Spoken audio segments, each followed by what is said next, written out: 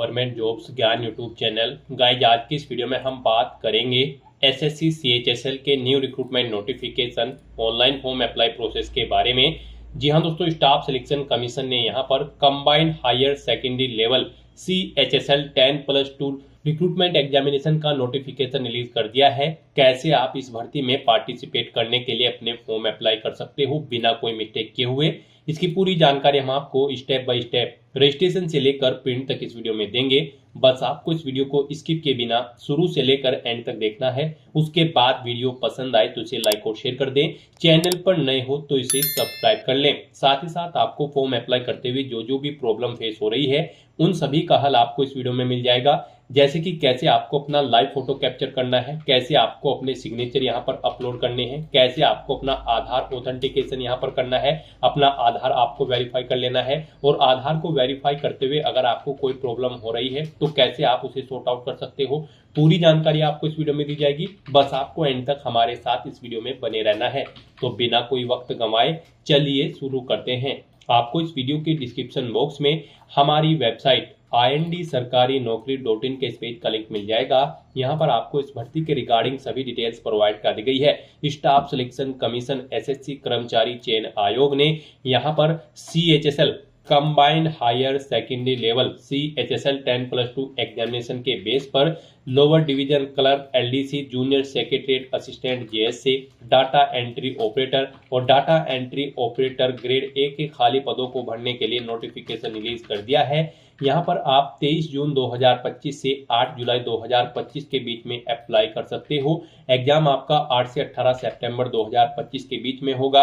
यहाँ पर आप 12वीं पास कैंडिडेट अप्लाई कर सकते हैं। 18 से 27 साल आपकी आयु सीमा रखी गई है। जनरल OBC कैंडिडेट को अप्लाई करने के लिए 100 रुपये फीस जमा करानी है।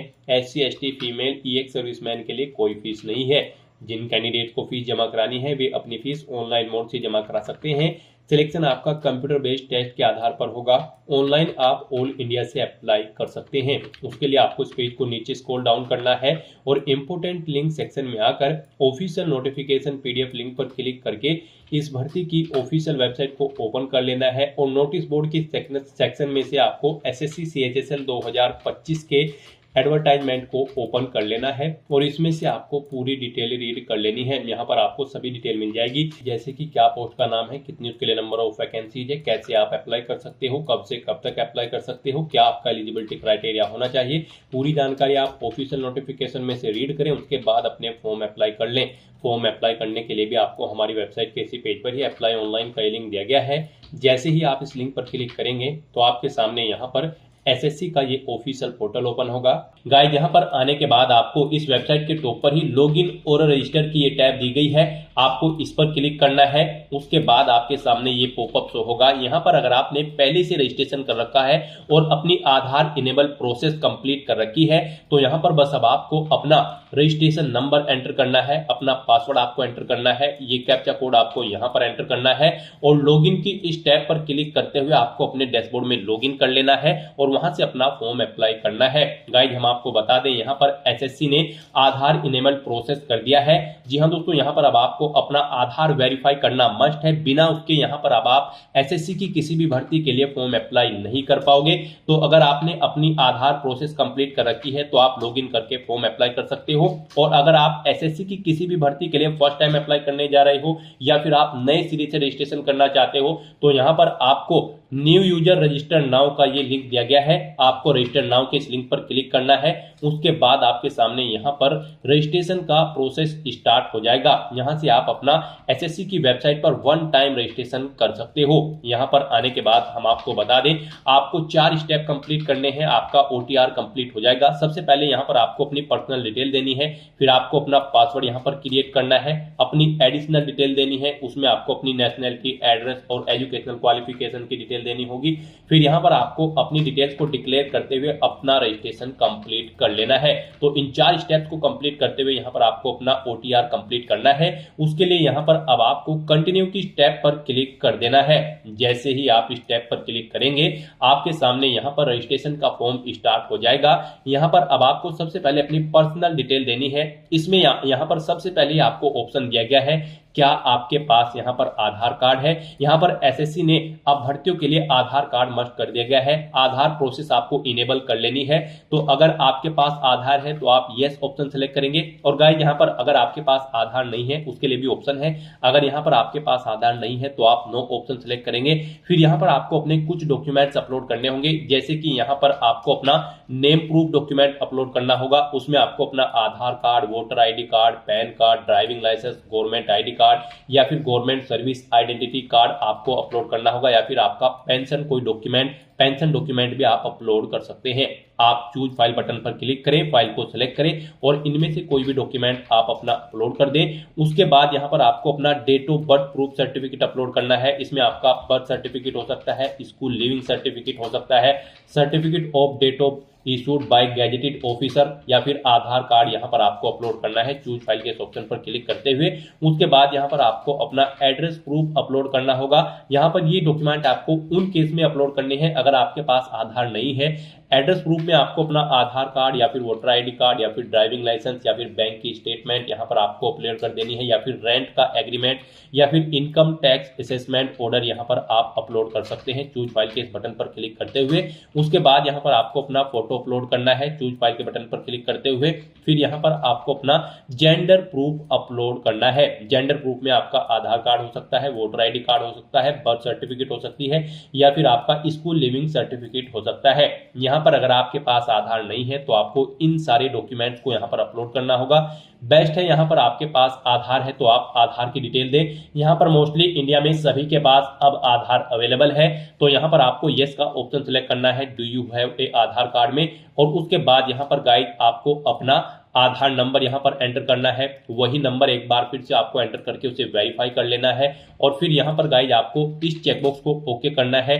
इस I have state that I know objection in details को रीड करने के बाद यहां पर अगर आप अपना ओटीपी सुनना चाहते हैं तो स्विच टू हिंदी या फिर इंग्लिश, जिस भी लैंग्वेज में आप चाहते हैं यहां पर उस पर क्लिक करके उसे स्विच कर ले। और फिर आप इस ऑप्शन पर क्लिक करते हुए, जी हां दोस्तों, इस माइक के ऑप्शन पर क्लिक करते हुए आप अपना ओटीपी सुन ले और फिर उसे यहां पर एंटर कर दे। और गाइज यहां पर अगर आप सुनना नहीं चाहते हैं तो फिर यहां पर आपको सेंड ओटीपी के इस ऑप्शन पर क्लिक करना है। फिर आपके रजिस्टर्ड मोबाइल नंबर पर जिससे आपका आधार लिंक है उस पर एक ओटीपी आएगा, वो ओटीपी आपको यहां पर एंटर करना है। और फिर गाइज आपको वेरीफाई ओटीपी के ऑप्शन पर क्लिक करके अपना आधार वेरीफाई कर लेना है। फिर आपके सामने यहां पर शो हो जाएगा आपका आधार सक्सेसफुली वेरीफाइड हो चुका है। ग्रीन कलर में आपको वेरीफाइड का ऑप्शन यहां पर मिल जाएगा। उसके बाद गाइज यहाँ पर आपको अपना नाम एंटर करना है अपनी 10वीं की मार्कशीट के अकॉर्डिंग। फिर आपको वही नाम एक बार फिर से एंटर करके वेरीफाई कर लेना है।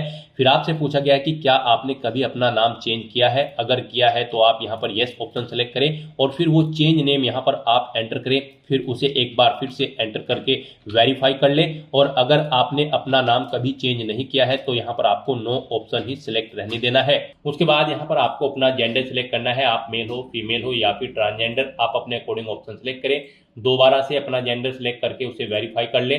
फिर यहाँ पर आपको अपनी डेट ऑफ बर्थ सिलेक्ट कर लेनी है इस कैलेंडर में से। यहाँ पर आपको अपनी ये डेट ऑफ बर्थ अपनी 10वीं की मार्कशीट के अकॉर्डिंग सिलेक्ट करनी है। वही डेट ऑफ बर्थ आपको एक बार फिर से सिलेक्ट कर लेनी है कैलेंडर में से वेरिफिकेशन के लिए। फिर यहाँ पर आपको अपने फादर का नाम एंटर करना है। उसके बाद यहाँ पर आपको अपने फादर का नाम एक बार फिर से एंटर करके उसे कंफर्म कर लेना है। फिर आप अपनी मदर का नाम एंटर करें, अपनी मदर का नाम एक बार फिर से एंटर करके उसे कंफर्म कर ले। आपके फादर और मदर का नेम भी आपकी 10वीं की मार्कशीट के अकॉर्डिंग होना चाहिए और इनके नाम से पहले मिस्टर, मिसिस, श्रीमती, लेट या फिर डॉक्टर नहीं लगाना है आपको। उसके बाद यहाँ पर आपको अपना 10वीं क्लास का एजुकेशन बोर्ड सिलेक्ट करना है, किस बोर्ड से आपने यहाँ पर अपनी 10वीं क्लास पास आउट की है। उसके बाद यहाँ पर आपको उसे दोबारा से सिलेक्ट करके कंफर्म कर लेना है जिस बोर्ड से आपने अपनी 10वीं क्लास यहाँ पर पास आउट की है। उसके बाद गाइस यहाँ पर आपको अपनी 10वीं क्लास का रोल नंबर देना है, एक बार फिर से उसे एंटर करके कंफर्म कर लेना है। फिर पासिंग ईयर आपको सिलेक्ट कर लेना है, किस ईयर में आपने अपनी 10वीं क्लास पास आउट की है। हाईएस्ट क्वालिफिकेशन क्या है आपकी, 10वीं, 12वीं, ग्रेजुएशन, पोस्ट ग्रेजुएशन, आप अपने अकॉर्डिंग यहाँ पर ऑप्शन सिलेक्ट करें। फिर यहाँ पर आप दोबारा से अपनी हायर क्वालिफिकेशन सिलेक्ट करें। उसके बाद यहाँ पर आपको अपना मोबाइल नंबर और ईमेल आईडी एंटर करनी है और इन्हें यहाँ पर आपको वेरीफाई कर लेना है। इनके सामने आपको सेंड ओटीपी का ऑप्शन दिया गया है, आप सेंड ओटीपी के ऑप्शन पर क्लिक करें। उसके बाद आपके रजिस्टर्ड मोबाइल नंबर और ईमेल आईडी पर ओटीपी आएंगे। वो ओटीपी आप यहाँ पर एंटर करके अपने मोबाइल नंबर और ईमेल आईडी को वेरीफाई कर लें और उसके बाद गाइस यहाँ पर आप सेव एंड नेक्स्ट के इस ऑप्शन पर क्लिक कर दें। इस तरह से यहाँ पर आपकी पर्सनल डिटेल सक्सेसफुली सेव हो जाएगी। उसके बाद यहाँ पर आपको एक रजिस्ट्रेशन नंबर प्रोवाइड करा दिया गया है। यह रजिस्ट्रेशन नंबर आपको केयरफुली नोट डाउन करके रख लेना है फ्यूचर यूज के लिए। यह रजिस्ट्रेशन नंबर आपकी रजिस्टर्ड मोबाइल नंबर और ईमेल आईडी पर भी सबमिट कर दिया गया है, तो आप इसे केयरफुली नोट डाउन करके रखें फ्यूचर यूज के लिए। और यहाँ पर अब आपको कंटिन्यू के इस ऑप्शन पर क्लिक कर देना है। नेक्स्ट आपके सामने कुछ इस तरह से इंटरफेस ओपन होगा। अब यहाँ पर आपको जो रजिस्ट्रेशन नंबर मिला है वो रजिस्ट्रेशन नंबर आपको एंटर करना है। उस रजिस्ट्रेशन नंबर के साथ साथ ही आपकी ईमेल आईडी और मोबाइल नंबर पर एक पासवर्ड भी आया होगा, वो पासवर्ड यहाँ पर आपको एंटर करना है। उसके बाद आपको ये कैप्चा कोड यहाँ पर एंटर करना है और फिर गाइस यहाँ पर आपको साइन इन के इस ऑप्शन पर क्लिक कर देना है। नेक्स्ट यहाँ पर आपको अपना पासवर्ड चेंज करना है। यहाँ पर अब आपको सबसे पहले अपना ओल्ड पासवर्ड एंटर करना है, वो वाला पासवर्ड जो आपके रजिस्टर्ड मोबाइल नंबर और ईमेल आईडी पर आया है आपके रजिस्ट्रेशन नंबर के साथ। और उसके बाद यहाँ पर आपको अपना नया पासवर्ड क्रिएट करना है। यहाँ पर इस पासवर्ड को क्रिएट करने के लिए आपको गाइडलाइन दी गई है। आपका पासवर्ड कम से कम 8 कैरेक्टर का होना चाहिए और ये अल्फा न्यूमेरिक फॉर्मेट में होना चाहिए। मींस आपके पासवर्ड में कम से कम एक अपर केस कैरेक्टर, एक लोअर केस कैरेक्टर, एक इंटीजर नंबर, एक स्पेशल कैरेक्टर जैसे कि @ या फिर डॉलर होना चाहिए। तो इस फॉर्मेट में यहाँ पर आपको अपना पासवर्ड क्रिएट करना है। वही पासवर्ड आपको कंफर्म पासवर्ड फील्ड में एंटर करना है। उसके बाद यहाँ पर आपको एक सिक्योरिटी क्वेश्चन सेलेक्ट करना है। यहाँ पर आप कोई भी सिक्योरिटी क्वेश्चन सेलेक्ट करें, उसका आंसर दें। फिर यहाँ पर आप दूसरा सिक्योरिटी क्वेश्चन सेलेक्ट करें और फिर उसका आंसर यहाँ पर आप दें। और उसके बाद गाइस यहाँ पर आप सेव एंड नेक्स्ट के इस ऑप्शन पर क्लिक कर दें। इस तरह से यहाँ पर आपका पासवर्ड चेंज हो जाएगा। फिर आपके सामने कुछ इस तरह से इंटरफेस ओपन होगा। अब यहाँ पर आपको दोबारा से अपना रजिस्ट्रेशन नंबर एंटर करना है, अपना पासवर्ड आपको एंटर करना है। नया पासवर्ड जो आपने चेंज किया है वो पासवर्ड यहाँ पर आपको एंटर करना है। ये कैप्चा कोड आपको यहाँ पर एंटर करना है और उसके बाद गाइस आपको लॉगिन के इस ऑप्शन पर क्लिक कर देना है। लॉगिन करने के बाद अब यहाँ पर आपको अपनी एडिशनल डिटेल्स प्रोवाइड करानी है। सबसे पहले यहाँ पर आपको अपनी कैटेगरी सिलेक्ट कर लेनी है, किस कैटेगरी से आप बिलोंग करते हैं। फिर यहाँ पर आपको अपनी कैटेगरी दोबारा से सिलेक्ट करके उसे वेरीफाई कर लेना है। फिर आपको अपनी नेशनलिटी यहाँ पर सिलेक्ट कर लेनी है। यहाँ पर सिटीजन ऑफ इंडिया अगर आप इंडिया से हैं। उसके बाद अगर आप नेपाल, भूटान या फिर टाइबेटियन हैं तो यहाँ पर आप अपने अकॉर्डिंग ऑप्शन सेलेक्ट करें। यहाँ पर अगर आप अदर कंट्री से हैं तो फिर यहाँ पर आपको अपनी नेशनलिटी की डिटेल देनी है। और अगर आप इंडिया से हैं तो यहाँ पर आप इंडिया सेलेक्ट करें, फिर आपको ये डिटेल नहीं देनी है। उसके बाद यहाँ पर आपसे पूछा गया है कि क्या आपकी बॉडी पर कहीं कोई कट या तिल का निशान है, तो उस पैलेस का नाम यहाँ पर आप एंटर करें। नहीं है तो यहाँ पर आप नो मार्क एंटर कर दें। उसके बाद आपसे पूछा गया है कि क्या आप PWBD कैंडिडेट हैं, अगर है तो यहाँ पर आप यस ऑप्शन सेलेक्ट करें और फिर अपनी डिसेबिलिटी का टाइप सेलेक्ट करें और फिर यहाँ पर आपको अपना डिसेबिलिटी सर्टिफिकेट नंबर देना होगा अगर आप PWBD कैंडिडेट हैं। और अगर नहीं है तो यहाँ पर आप नो ऑप्शन सेलेक्ट करें, आगे की डिटेल आपको डिसेबल कर दी जाएगी। उसके बाद यहाँ पर आपको अपना परमानेंट एड्रेस एंटर करना है। फिर यहाँ पर आपको अपना परजेंट एड्रेस एंटर करना है और अगर आपका परजेंट एड्रेस आपके परमानेंट एड्रेस के अकॉर्डिंग सेम है तो यहाँ पर आप यस के इस ऑप्शन पर क्लिक करेंगे, ऑटोमेटिकली आपका परजेंट एड्रेस आपके परमानेंट एड्रेस के अकॉर्डिंग फिल हो जाएगा। उसके बाद यहाँ पर गाइस आपको सेव एंड नेक्स्ट के इस ऑप्शन पर क्लिक कर देना है। आपकी एडिशनल डिटेल सक्सेसफुली सेव करने के बाद आपको डिक्लेरेशन सेक्शन में रिडायरेक्ट कर दिया जाएगा। यहाँ पर आने के बाद आप अपने रजिस्ट्रेशन फॉर्म का प्रीव्यू भी चेकआउट कर सकते हो। आप प्रीव्यू OTR के ऑप्शन पर क्लिक करें और अपने रजिस्ट्रेशन फॉर्म का प्रीव्यू चेकआउट कर लें और उसका प्रिंट आउट भी आप ले सकते हो। और फिर यहाँ पर अब गाइड आपको आई एग्री के चेकबॉक्स को ओके करना है और उसके बाद आपको डिक्लेयर के ऑप्शन पर क्लिक कर देना है। इस तरह से यहाँ पर आपका SSC one time registration successfully complete हो चुका है। आपको आपके डैशबोर्ड में डायरेक्ट कर दिया गया है। यहाँ पर अपने डैशबोर्ड में आने के बाद आपको लाइव एग्जामिनेशन के सेक्शन में आना है। यहाँ पर करंट में SSC की जितनी भी भर्तियां चल रही होंगी उनकी लिस्ट आपको शो कर दी जाएगी। आपको यहाँ पर आने के बाद SSC CHSL 10+2 लेवल एग्जामिनेशन के सेक्शन में आना है और यहाँ पर आने के बाद आपको अप्लाई की स्टेप पर क्लिक कर देना है। फिर यहाँ पर आपको कुछ जनरल इंस्ट्रक्शंस प्रोवाइड रह गए हैं, आपको इन्हें केयरफुली रीड कर लेना है। पेज को नीचे स्क्रॉल डाउन करना है और उसके बाद यहाँ पर आपको फिल फॉर्म के इस ऑप्शन पर क्लिक कर देना है। नेक्स्ट आपके सामने कुछ इस तरह से इंटरफेस शो होगा। यहाँ पर आपको आपकी पर्सनल डिटेल शो कर दी गई है। ये नॉन एडिटेबल है, आप इसे एडिट नहीं कर सकते हो। ये डिटेल आपके रजिस्ट्रेशन से फैच कर ली गई है। रजिस्ट्रेशन टाइम पे आपने जो अपनी पर्सनल डिटेल प्रोवाइड कराई थी उसे यहाँ पर आपको शो कर दिया गया है। आपको सभी डिटेल्स चेक करनी है, पेज को नीचे स्क्रॉल डाउन करना है और नेक्स्ट के इस ऑप्शन पर क्लिक कर देना है। नेक्स्ट यहाँ पर आपको अपनी एडिशनल इन्फॉर्मेशन देनी है। यहाँ पर आपसे पूछा गया है कि क्या आप ईएक्स सर्विसमैन हैं या फिर आर्म फोर्स में आप सर्विस करते हैं। अगर करते हैं तो आप यहाँ पर यस ऑप्शन सेलेक्ट करें और फिर उसकी डिटेल दें, जैसे कि यहाँ पर आपको ज्वाइनिंग डेट देनी होगी आर्म फोर्सेज की और उसके बाद यहाँ पर अगर आप जॉब छोड़ चुके हैं डिस्चार्ज डेट यहाँ पर आपको देनी होगी, कब आपने जॉब छोड़ी है। लेंथ ऑफ सर्विस आपकी इन डेट के अकॉर्डिंग कैलकुलेट करके आपको शो कर दी जाएगी और यहाँ पर इस तरह से आपको अपनी डिटेल देनी है। डेट ऑफ ज्वाइनिंग देनी है सिविल पोस्ट की, अगर आप सिविल पोस्ट पर कार्यरत थे, और अगर आप ईएक्स सर्विसमैन नहीं है आपको यहाँ पर नो ऑप्शन सेलेक्ट करना है, आगे की डिटेल नहीं देनी है। फिर आपसे पूछा गया कि क्या आप गवर्नमेंट एम्प्लॉय है, सेंट्रल गवर्नमेंट या फिर स्टेट गवर्नमेंट के, अगर है तो यहाँ पर आप यस ऑप्शन सेलेक्ट करें और फिर आप नेम ऑफ द मिनिस्ट्री या फिर डिपार्टमेंट या ऑर्गेनाइजेशन दें जहां पर आप कार्यरत थे, और अगर आप गवर्नमेंट एम्प्लॉय नहीं है तो यहाँ पर आपको नो ऑप्शन सिलेक्ट करना है। इस तरह से अपनी एडिशनल इन्फॉर्मेशन प्रोवाइड कराने के बाद फिर आपको यहाँ पर गाइड सेव एंड नेक्स्ट के इस ऑप्शन पर क्लिक कर देना है।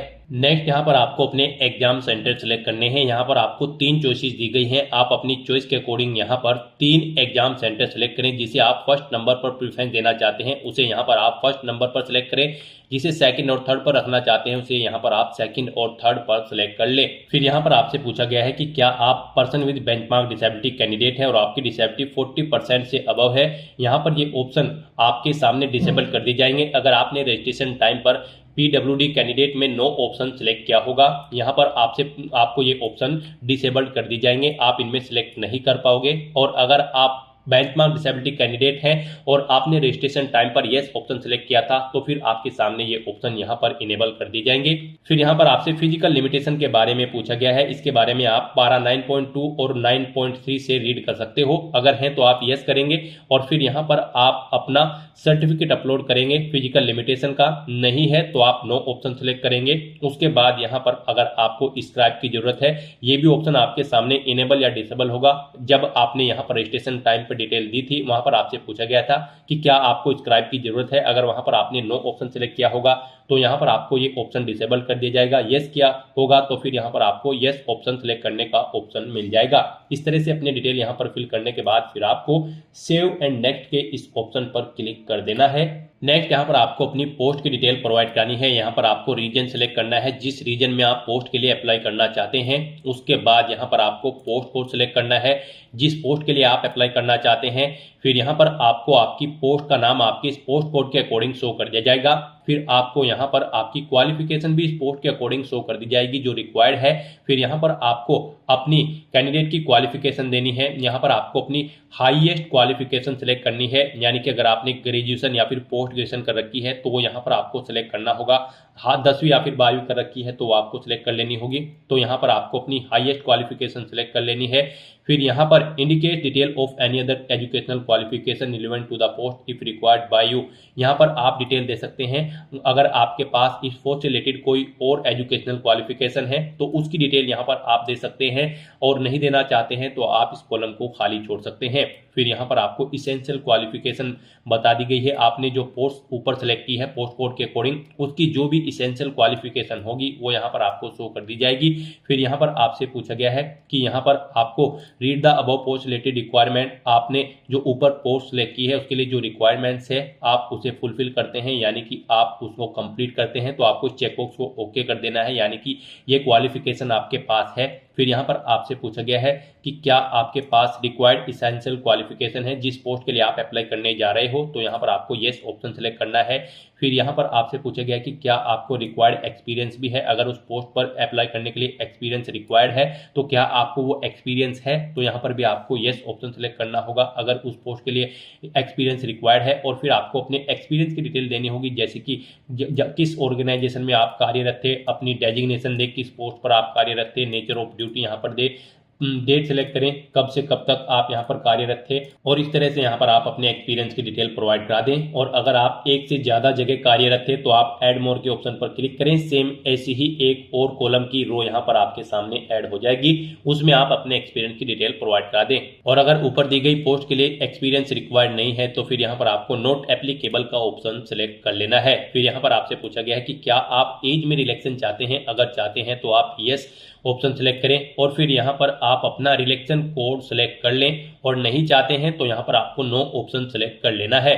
इस तरह से अपनी पोस्ट रिलेटेड डिटेल प्रोवाइड करने के बाद फिर गाइस यहाँ पर आपको सेव एंड नेक्स्ट के इस ऑप्शन पर क्लिक कर देना है। नेक्स्ट यहाँ पर आपको अपना फेस ऑथेंटिकेशन करना है, अपना लाइव फोटो आपको कैप्चर करना है और अपने सिग्नेचर यहाँ पर आपको अपलोड कर देने हैं। इस सेक्शन को कंप्लीट करने के लिए आपको अपना मोबाइल फोन यूज करना होगा।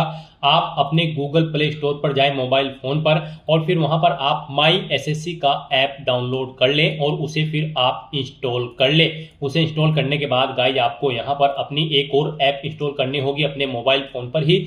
जी हाँ दोस्तों, आपको अपने मोबाइल फोन के गूगल प्ले स्टोर में आधार फेस आरडी का ये ऐप भी इंस्टॉल कर लेना है। डाउनलोड करने के बाद अपने मोबाइल फोन में माई एसएससी ऐप इंस्टॉल करने के बाद फिर आपको उसे ओपन करना है। उसके बाद आपके सामने यहाँ पर कुछ इस तरह से इंटरफेस ओपन होगा। यहाँ पर आने के बाद गाइस आपको लॉगिन/रजिस्टर की इस टैब पर क्लिक कर देना है। उसके बाद आपके सामने यहाँ पर लॉगिन का पॉपअप ओपन हो जाएगा। अब यहाँ पर आने के बाद आपको अपना यूजर नेम एंटर करना है और उसके बाद आपको अपना पासवर्ड एंटर करना है। आपको ये यूजर नेम और पासवर्ड वही एंटर करना है जो आपने एसएससी की वेबसाइट पर वन टाइम रजिस्ट्रेशन करते हुए क्रिएट किया था। उसके बाद आपको ये कैप्चा कोड यहाँ पर एंटर करना है और फिर गाइज आपको लॉगिन की इस टैब पर क्लिक करते हुए अपने डैशबोर्ड में लॉगिन कर लेना है।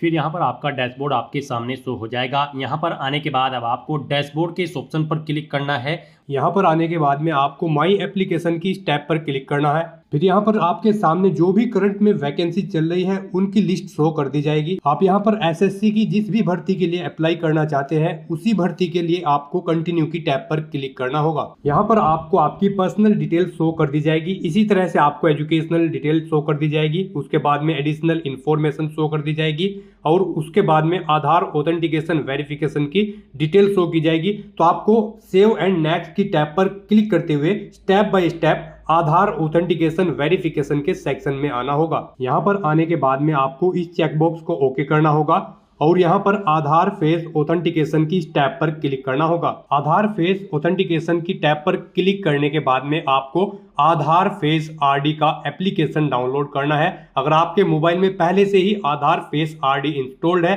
तो आपको डायरेक्टली अपना फेस ऑथेंटिकेट करना होगा। यहाँ पर आपको अपना फेस इस सर्कल में लाना होगा और अपनी आंखों को 2 बार ब्लिंक करना होगा तो आपका फोटो यहाँ पर ऑथेंटिकेट हो जाएगा। उसके बाद में आपको यहाँ पर सेव एंड नेक्स्ट की इस टैब पर क्लिक करना होगा। फिर यहाँ पर आपको अपना लाइव फोटो कैप्चर करना है और अपने सिग्नेचर अपलोड करने हैं। ये आप अपने मोबाइल फोन से भी कर सकते हैं या फिर आप अपने कंप्यूटर से भी इन्हें कंप्लीट कर सकते हैं। उसके लिए आपको सभी इंस्ट्रक्शंस यहाँ पर दिए गए हैं। जिस स्थान पर आप अपना फोटो कैप्चर करेंगे वहां पर प्रॉपर वे में लाइट होनी चाहिए और प्लेन बैकग्राउंड आपका होना चाहिए और आपकी आंखें कैमरे की तरफ होनी चाहिए। बिल्कुल सीधा आपको देखना है कैमरे की तरफ और यहाँ पर रेड कलर का जो रेक्टेंगल होगा उसमें पूरा फेस आपका कवर्ड होना चाहिए।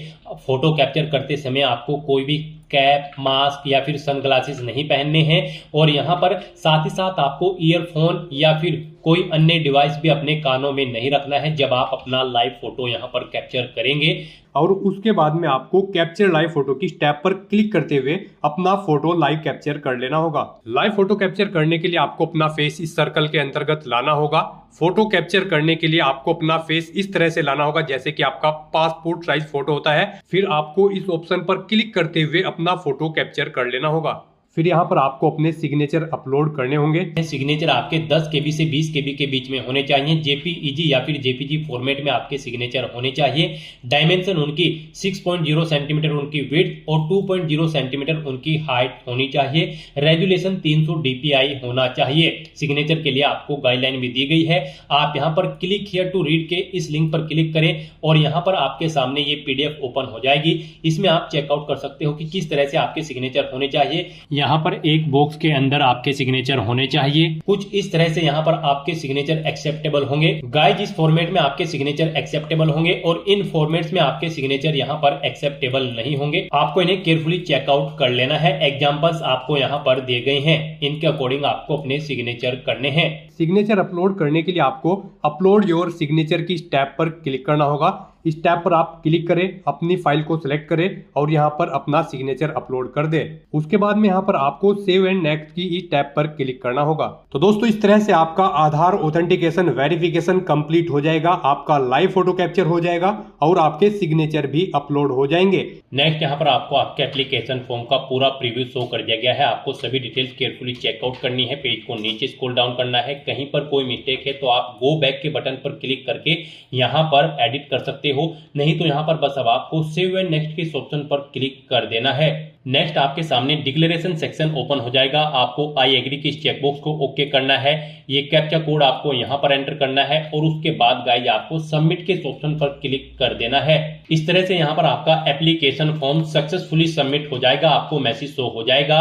यहाँ पर आपका फॉर्म तो सबमिट हो चुका है, लेकिन इसका कंटेंट वेरिफिकेशन पेंडिंग है। उसके बाद यहाँ पर आपको आपके एप्लीकेशन फॉर्म का स्टेटस शो कर दिया जाएगा कंटेंट वेरिफिकेशन करने के बाद। तो यहाँ पर अब आप प्रिंट एप्लीकेशन के इस ऑप्शन पर क्लिक करके अपने एप्लीकेशन फॉर्म का एक हार्ड कॉपी प्रिंट आउट ले सकते हो फ्यूचर यूज के लिए। यहाँ पर गाइज अगर आप रिजर्व कैटेगरी से बिलोंग करते हो तो आपका फॉर्म सक्सेसफुली सबमिट हो चुका है, और अगर आप अनरिजर्व कैटेगरी कैंडिडेट हैं तो पहले यहाँ पर आपको 100 रुपए फीस के रूप में जमा कराने होंगे, debit card, credit card, net banking या फिर यूपीआई के माध्यम से। उसके बाद आपका फॉर्म सबमिट होगा और आप प्रिंट एप्लीकेशन के ऑप्शन पर क्लिक करके अपने एप्लीकेशन फॉर्म का एक प्रिंट आउट ले सकते हो फ्यूचर यूज के लिए। यहाँ पर आपको गो टू डैशबोर्ड का ऑप्शन भी दिया गया है।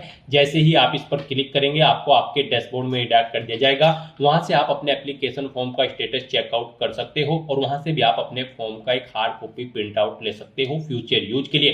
तो दोस्तों ऐसे आप एसएससी CHSL 10+2 लेवल एग्जामिनेशन की इस भर्ती के लिए अपने फॉर्म अप्लाई कर सकते हो बिना कोई मिस्टेक किए हुए। आज की इस वीडियो में बस इतना ही।